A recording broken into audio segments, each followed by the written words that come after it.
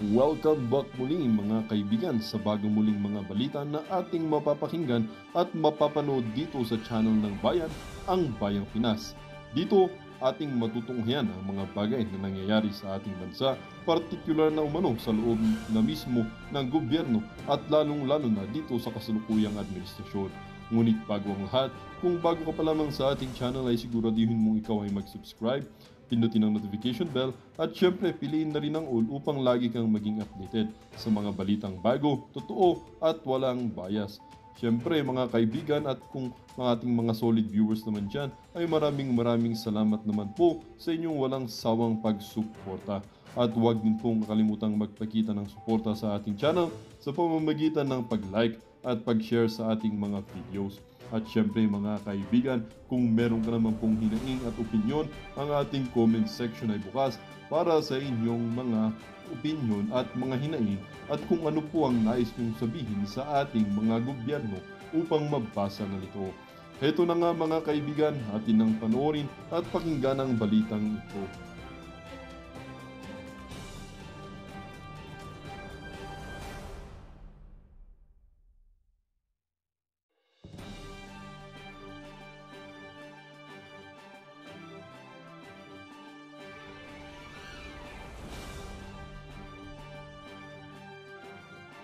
Sumuko na nagpapahaba lang naman ng oras yung mga gumagawa niyan, 'di ba? 'Di ba PNP Chief Marbil? 'Di ba? Nagpapahaba lang ho sila ng oras. Oh, 'yan lang ho 'yun. Kaya ingat-ingat lang ho. Maigi na ho na naipakita ko na ho sa inyo yang ano na 'yan, yung kumakalat na placards o ano man 'yan, yung parang contact number no? Parang calling card siya, 'di ba? Tingnan niyo naman ho yung mga kababayan. Imbis na gurgurin, ikulong, itong mga rapis na to, nagpakalat na lang ho ng mga ganitong klaseng babala ang ating kapulisan. Saludo para dito sa bangag na Romel Marbil, anak ng Toko. Palakpakan ho natin. Napakataba ng utak. Napakataba ho ng utak, di ba? Wala na ho sa mga ordinaryong Pilipino ang karsada ngayong mga panahon na to. Kaya kung meron kayong anak na dalaginding, dalaga, bilhin nyo na ho ng pang self-defense, pepper spray, o kung ano pa man yung pwede niyang pang, di ba? O dalhan nyo ng ano, kung di naman importante pupuntahan sa labas, huwag na lumabas. Pero kung importante talaga, kung matutulungan niya, tulungan nyo na ho mga kababayan. Hindi na ho, yung panahon ngayon, hindi na ho kagaya nung panahon ni dating Pangulong Rodrigo Duterte, na kung saan, itong mga kriminal na to, sila hong natatakot. Ngayon ho, hindi na ho, dapat ang sambayan ng Pilipino nang matakot dito sa mga ganitong klaseng kriminal. Heto na ho mga kababayan, rekta na ho tayo dito sa ating Senator Grace po. Bakit ho kayo tensionado? Tinatanong lang naman ho kayo. Heto, pakinggan ho natin. Nanindigan si Senadora Grace po na kumpleto at walang mali sa naging proseso ng pagpasa ng 2025 National Budget. Si po ang chairperson ng Senate Finance Committee na nanguna sa pag-aaral at pagdepensa sa budget. May unang balita si Joseph Moro. May papukpuk-pukpuk ka pang nalalaman, walang niya ka, ha? May papukpuk-pukpuk ka pang nalalaman. Akala nyo, pagka nagsalita kayo yung ganyan, tapos na usapan, hindi ho.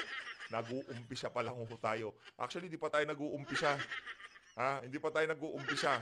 Pag nag-umpisa na, ang sambayan ng Pilipino, naku, yari ka, Senator Grace. Bilang chairman ng Senate Finance Committee, si Senadora Grace Poe ang nanguna sa pag-aaral at pagdepensa ng panukalang 2025 National Budget. Si Poe pinanindigang walang milagro at walang maling nangyari sa pagpasa ng 2025 National Budget. Sa kabila ito ng pagsabi ng ilang mambabatas kabilang na sina Davao City 3rd District Representative Isidro Ungab, Kabataan Party List Representative Raul Manuel at Senadora Amy Marcos na ang niratipikahang Bicameral Conference Committee report may mga blankong probisyon. The interested stages ng Bicameral report na blank and then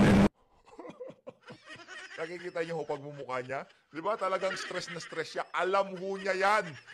Sen Grace po, wag na ho kayong magmaang-maangan. Alam niyo yan. Tabas pa lang ng mukha niyo. Yung narinig pa lang yung Bicam report, nag-iba na ho yung ano niya, yung aura ng mukha niya figures.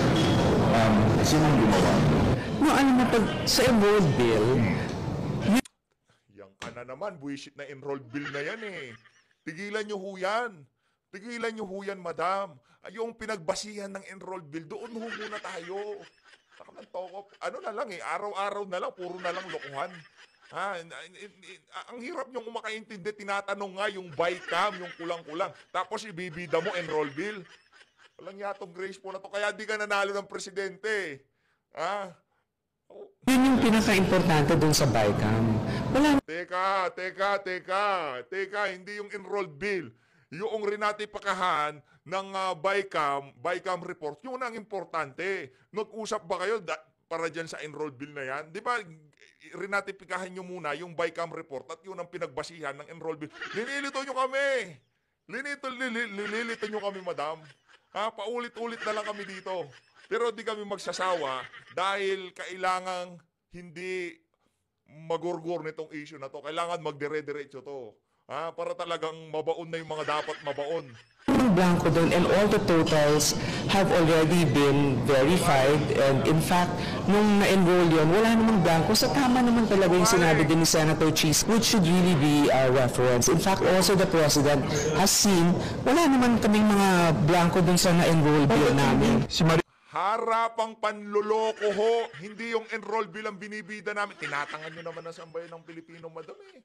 Ito talagang si Senator Grace po. Wag nyo naman nung sa bagay, no? Talagang yan ang ginawa nyo sa Pilipino. Gusto nyo silang maging mangmang para pagka merong ganitong klaseng pag-uusap, talagang hindi makasabay. Kumbaga kung ano na lang sasabihin, itong mga walang yung politiko kagaya ni Grace po, ganun-ganun na lang tatanggapin ng sambayan ng Pilipino. Naku.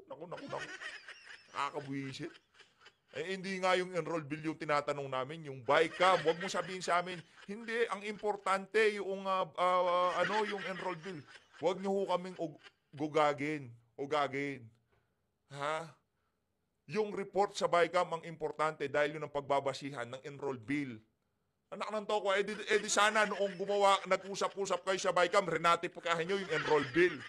Hindi yung BICAM report. Yung dapat pinirmahan nyo na kagad yung enroll bill, di na kayo gumawa ng BICAM report.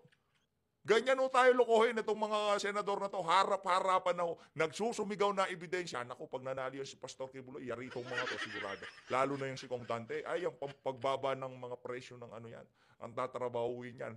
At ito namang si Senator Bato, ano lang yan, chill lang yan, pero loyal yan. Marikina Representative Stella Kimbo naman ang Vice Chairperson ng House Appropriations Committee ng ginagawa ang 2025 budget at acting chairman ngayon. Sinubukan namin siya ang tanongin tungkol sa issue. Between the BICAM and then the enrolled, at what point did the figures come in?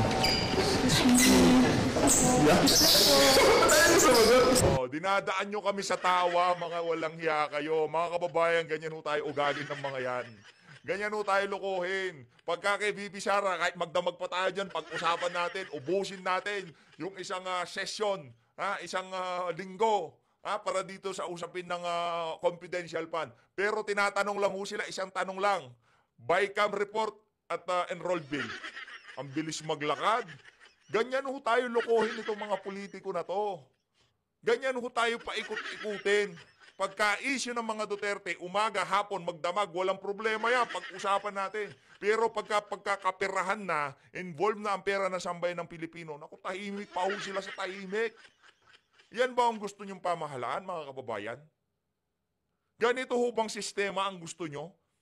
Harap-harapan na tayong linuloko, hindi tayo makapalag dito sa mga walang yang to. Ito, pumapalag tayo, pero hanggang saan? Hanggang saan? Pag hindi ko kasi tayo nagkaisa, hindi naging synchronize yung ating panawagan dito. Kung baga, iba-iba tayo ng mga inaatake dito. Hindi ko tayo maaano dyan, kakatatawanin lang ho tayo niyan eh. Hindi ko tayo, kumbaga, nagkakaisa sa isang layunin na wasakin itong bulok na sistema na to na kinakapitalize ng mga politikong kagaya nitong si Stella Kimbo at nitong si Grace po para sa kanilang pang sariling interes. Sa tingin nyo mga kababayan, medyo hindi pa ho tayo napapagod dito. Masarap din naman ho kasing gumawa ng video, yung may mga bagong topic. Tipong masarap din ho yun, pero masarap din naman hong ulit-ulitin to, kaso di ho natin malaman. Ang kakapal ng mukha nitong mga politiko na to, kagaya ni Stella Kimbo, ni Tambaluslos, nagsalita na ba siya dyan? Di ba? Si Chis Escudero, nagsalita siya, lilito niya lang sambayan ng Pilipino. Ayan si Grace po, isang script nitong si Grace po, nitong si ano. Mas importante yung enroll bill. Huwag nyo kami ungguyin. Enroll bill. Yung bike, mula ngayon, huwag na kayong mag-bicam. Basta dapat synchronize yung version ng House at version ng Senado. Tapos automatic, yun ang ratifikahan nyo. Wala nang bicam, nag-uungguyan tayo eh. Mag-uusap-usap kayo sa bicam. Ngayon, pagka nasilipan kayo, sasabihin nyo, importante yung enroll bill. Ano kami, mga tanga? Huwag ganon. Huwag ganon, Senator Grace po. Buti pa nga to si Grace po sumasagot. Itong si Stella Kimbo. Wala palang ano to eh. Ayos ka din. If it's just a procedural thing for Congress. Nasagot na lahat. Paano, ma'am? Sige po, let's wait na lang po sa na lahat. Ha? Na-explain. Walang na-explain, madam. Na-explain na daw ho.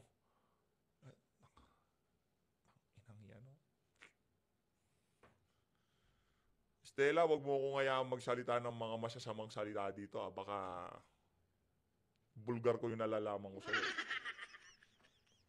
Ano eh, bulgar na ho natin nalalaman natin dito kay Stella. Hindi, hayaan ho natin sila magbulgar sa mga nalalaman. Na lahat. Si SP na-explain na lahat. But the issue is the bike. Senate President daw ho na-explain na lahat. Wala hong na-explain si SP. Sinabi niya lang, wala kumpleto yung GAA. Yung GAA. Kumpleto naman talaga. Wala naman nagsasabing kulang yun. Yan, nasunog kayo. Yan ang problema sa inyo.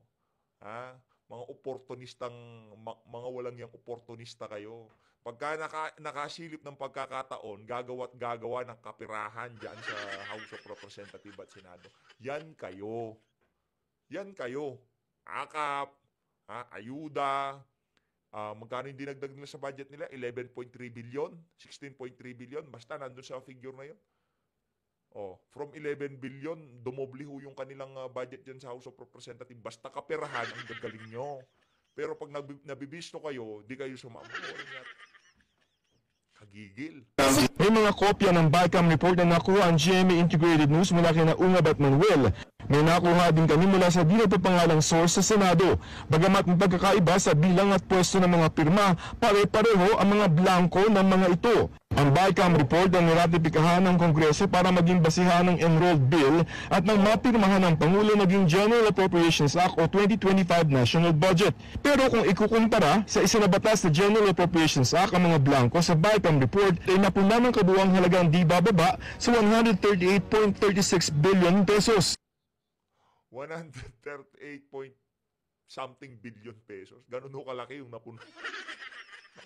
Sakit. Sakit to. Ano yun? Ano yung gagamitin yun para sa impeachment ni VP Sara ngayong 20th Congress? Anak ng to, mawalang niya talaga kayo. Talagang yung perang pang-impeach dito kay VP Sara, gusto nyo, ipabayad nyo pa sa sambayan ng Inupo ng 32 million, ngayon yung buwis ng 32 million, ang gagamitin nyo para baklasin yung naiupo ng 32 million. Mga walang yaw talaga. Nakuha nyo upo mga kababayan. Ang labo, di ba? Pinakamalaki riyan ang budget para sa NIA kaugnay ng Agriculture and Fisheries Modernization Program. Blanco ito sa BICAM report pero nalagyan ng 56.4 billion pesos. Ang sabi ng mga komisyon ng mabadas na puna ng mga blanco sa enrolled bill pagkatapos nilang i-ratify ang BICAM report. Kaya tanong nila sino ang gumawa nito. From BICAM, anong the-draft? Senate or Congress for the annual bill? Both. Meron technical working group that yung ikaapat na bahagi, sila ho, yun yung mga magkakaibigan na lang. Technical working group. Pagka sinabi mong technical working group, parang technical eh. Kaperahan lang naman pag-uusapan nila, mga walang ya talaga itong mga senador na to. actually consolidates both the reports of the House and the Senate. When we have completed the BICAM report and we submitted it as an enrolled bill, it was complete. Thank you.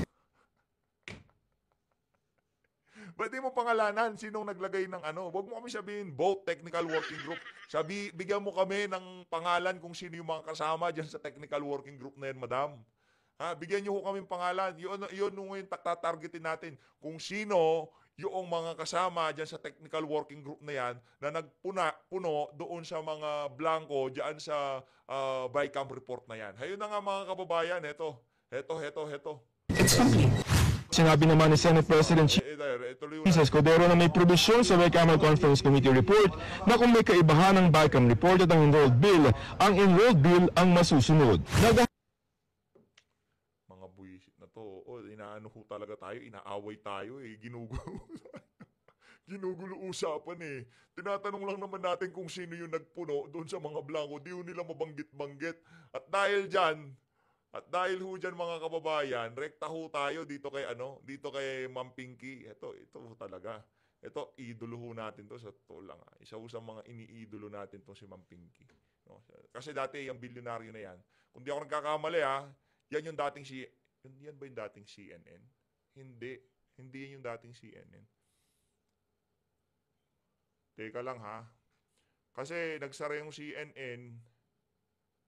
Yung News Watch Plus, yun yung dating CNN. Okay? Tapos itong bilyonaryo na to, teka lang ko para malinaw tayo. News Plus. Hindi ako nagkakamali, ito yung dating CNN na rinibrand ho nila Pinalitan nilang pangalan.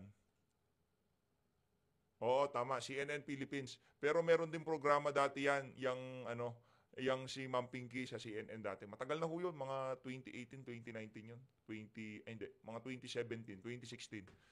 Tapos nagsara yung CNN Philippines. Rinibrand nilang News Watch Plus Philippines.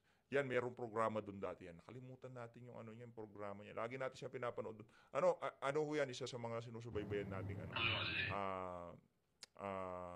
tag dito angkor, yang si Ma'am Pinky. Game! Nitong unprogrammed funds. Yes, And correct. for the benefit of the public, Kong, kayo na po magkwento, ano ba saan ba at kailan ginagamit at kailan ba nagkakaroon ng unprogrammed funds?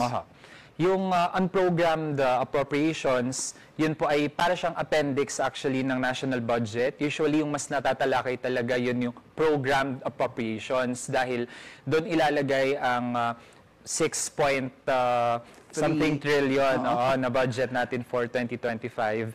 Pero yung mga proyekto na wala pang sure fund source pero posible daw na mahanapan habang ongoing na yung fiscal year, yun yung mga nalista under unprogrammed appropriations. And it's the President who sets which of those listed will have priority for funding. Okay. So what we're showing right now, Kong, here, if you can see this, ito po yung ilan sa mga blanco. As I mentioned a while ago, meron po yung NIA, which is the National Irrigation Administration, and the PCA, which is the Philippine Coconut Authority. That's 2, but there are 10 more under the particulars. No? Iba pa po yung sinasabi ni Kong Raul na unprogrammed. So ito din po yung nakita niyong blank?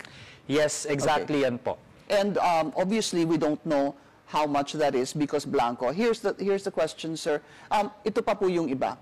That's still the same, rather. That's still NIA and PCA. We'll try to show the rest later.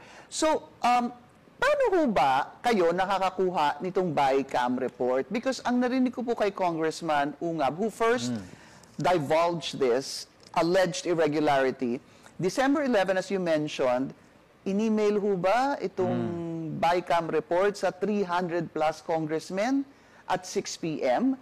And then, on the same day, December 11, 1 hour later at 7 p.m., it was ratified. Could you tell me if this is true? Could you confirm this? Tama po yung ganung nangyari.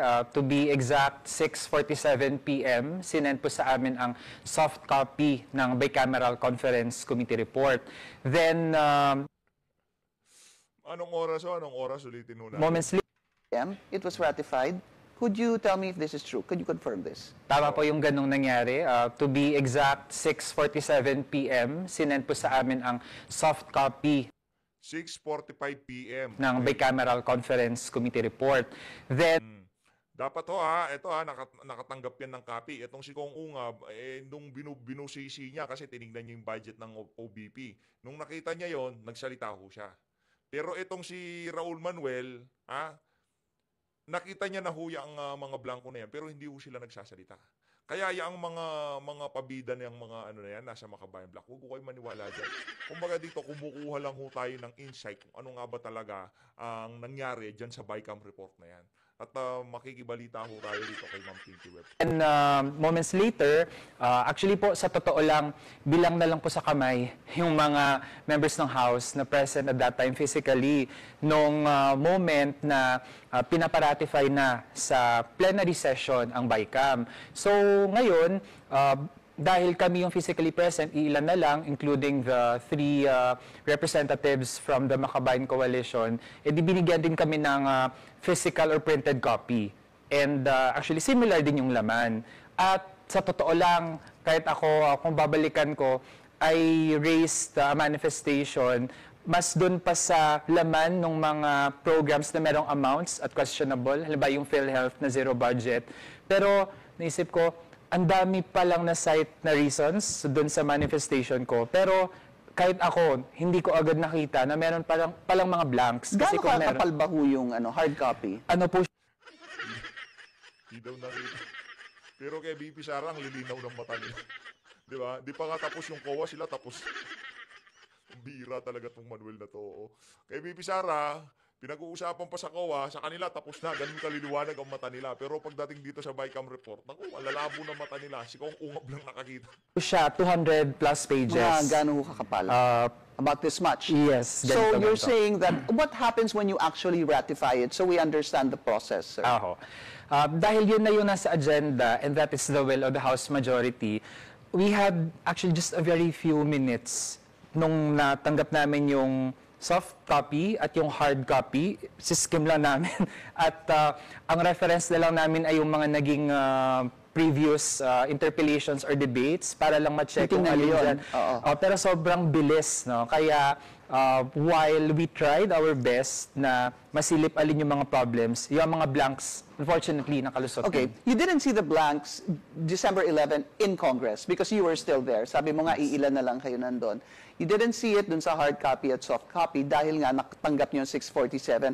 Paano ko ba na-ratify at 7 p.m., supposed to be, am I correct, or 13 minutes later? Yeah. What happens during ratification? Ang nangyayari po dyan, ang sasabihin lang ng majority leader, yung nagpapadaloy po ng kung ano yung next dun sa agenda, sasabihin lang na ipaparatify na sa House yung bicameral conference committee report. Then, ayes and nays lang po siya. Ibig sabihin voice vote. We just have to shout if we agree or not. Yes. Ano po naging sagot niya? Hey, tsaka nay lang. Nag-nay tayo doon. It means we object. And then after we stood on the floor para sabihin yung mga nakita nating mali, no, doon sa bicameral conference committee report, which pertains doon sa ibang mga nakita nating errors pa on budgeting, misprioritization. Give us an example, maybe 1 or 2 examples na tumayo po kayo to defend your objection. Yeah. Naside po natin doon yung sa PhilHealth na zero budget kasi nga annually naman merong allocation, kaya nagulat tayo, wala na ring allocation doon, kaya eventually naging issue din siya sa public.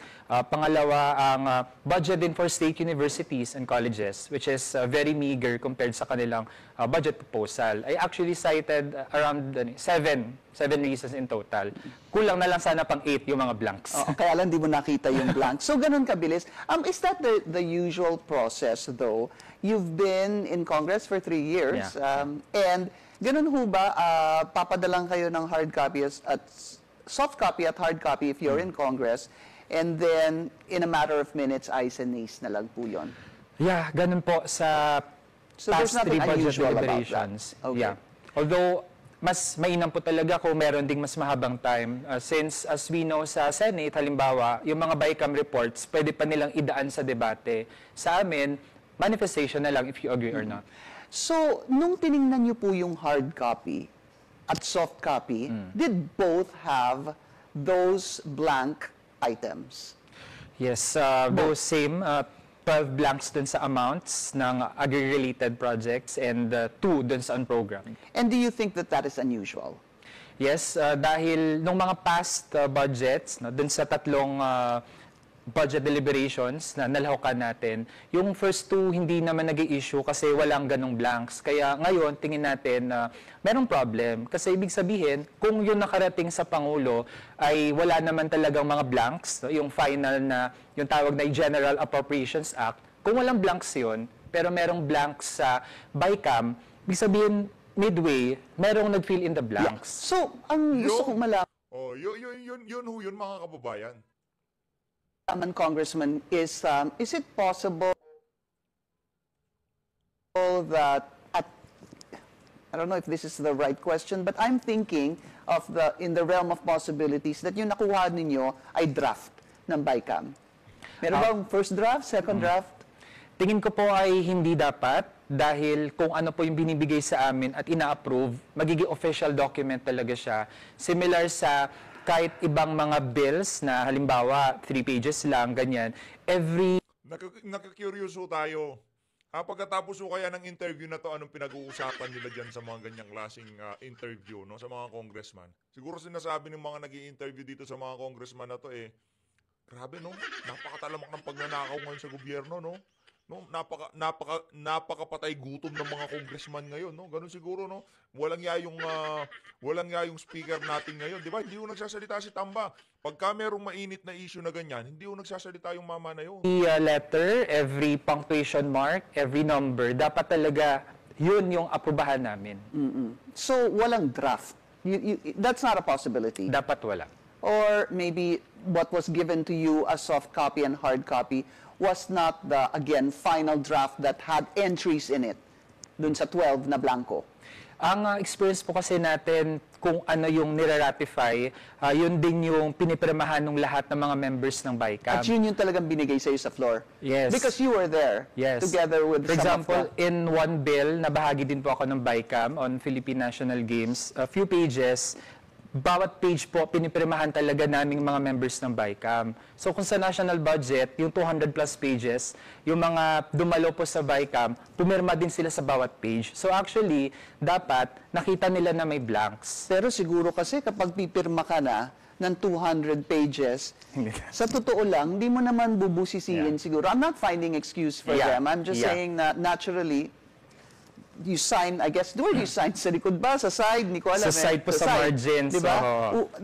Ano na lang yun sign, sign. You wanna, thinking of course that everything is in order. Okay, there's 3 things here though, Kong, no? So, BICAM report, enrolled bill, tapos GAA.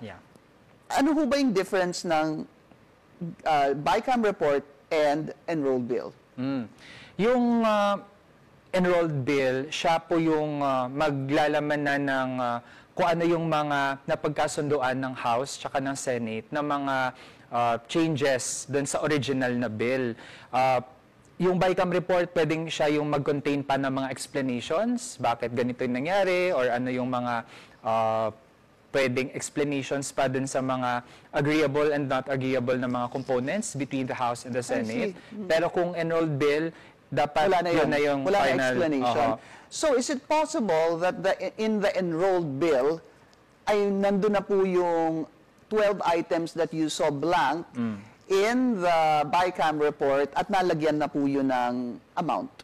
Possible din po yun. And would that be wrong? Ang magiging sablay po doon, bakit sa BICAM merong blanks? At pagpunta sa enrolled bill, bakit wala ng blanks? Supposedly po every amount sa kahit anong program, activity or project, sa kahit anong department funded by people's taxes, sa BICAM pa lang dapat may amounts na po talaga. Plain and simple. The reasoning here is you're saying in the BICAM dapat ando na yung amount. Yes. Period. Yes. But there was an explanation also from Senate President Cheese Escudero, to which basically he was saying that it is stated that pwedeng lagyan or punuan yung ilang mga items doon. We're gonna listen to that explanation. And then he was also saying that there's a Supreme Court ruling that as long as the GAA is the enrolled bill and it is already signed by the President as GAA, ay yun ang susundin. So supposed to be wala ng problema itong BICAM. We'll listen to that after the break, our discussion. Ayun na nga mga kababayan, rekta ho tayo dito sa sinasabi nitong si Ma'am Pinky Web. Report na gaya ng sinabi ko. That was a lot. We could break that down. Siguro dun sa first part na sinabi ni SP. Nakasaad doon, sabi niya, na pwedeng magpuno, maglagay. Pag ganun po ang magiging question dyan, para saan pa na nagkaroon ng BICAM? Since the Bicameral Conference Committee, yan na sana yung avenue para kung ano man yung mga dapat i-reconcile ng House at ng Senate, mapag-usapan doon. So, if ever pala na pwedeng magkaroon ng mga blanks, tapos later on, di na natin kasi matatrack talaga. Mahirap hanapin sino ba yung mga tao, iilan yan, yung maglalagay ng actual amounts dun sa mga blank. So, bakit pa siya ni-leave blank if pwedeng sa BICAM pa lang ay napunan na lahat para kapag nag-ratify na separately yung House at Senate, may scrutiny, may avenue para magsalita yung Yun mga ang tanong members. bakit kaya may blanco? Doon sa BICAM na natanggap ninyo. Oo. Yun din hanggang ngayon ang hindi natin mag-gets, no? Kasi supposedly kaya tayo may budget process, we spend weeks, we spend months, no, para matiyak na kung ano man yung mga amounts dyan, reflective sa pangangailangan. Okay. So, be that as it may, is it to you personally a big deal that in the enrolled bill or the GAA, the one that was signed by the President, na puno naman, o nagkaroon ng amount itong 12 items na sinasabi ninyo? For example, this is the GAA version, Official Gazette. Tingnan po natin, andyan na po yung NIA. Yeah. Meron ng 56. I guess that has to be billion. Billion, no? billion. And then PCA also, na nalagyan na rin ng amount. Again, I'll repeat my question. Is it a big deal for you?